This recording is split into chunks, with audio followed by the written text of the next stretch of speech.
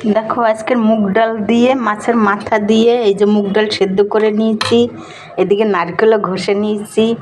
আজকের মাছের মাথা মুগ ডাল দিয়ে নারকেল দিয়ে বানাবো, সেটা তোমাদের দেখাচ্ছি মায়ার রান্নাঘরে।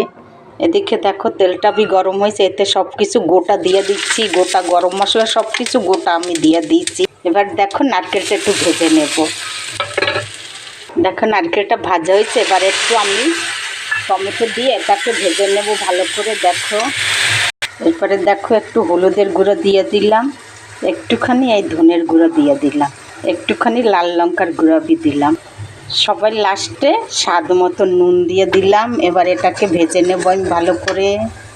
এরপর দেখো কাঁচা লঙ্কা আর মাছের মাথাটা দিয়ে ভেঙে চুড়ে নেব। স্বাদ মতন একটু মিষ্টি দিলাম, নালে স্বাদ আসবে না।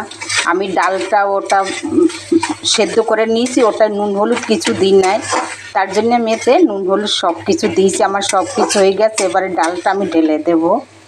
দেখো মাছের মাথা দিয়ে আমার মুগ ডাল রেডি। যদি রেসিপিটা দেখে ভালো লাগে আমার ভিডিওটা সাবস্ক্রাইব করে দিয়ে তোমরা একটা লাইক দিও, আর আমার রেসিপিটা ঘরে একবার বানাই খেয়ে দেখবে, আশা করি তোমাদেরও ভালো লাগবে। দেখো এই যে মাছের মাথা দিয়ে মুগের ডাল আমার রেডি। উপরে থেকে একটু ধনেপাতা দিচ্ছি, খুবই ভালো লাগবে।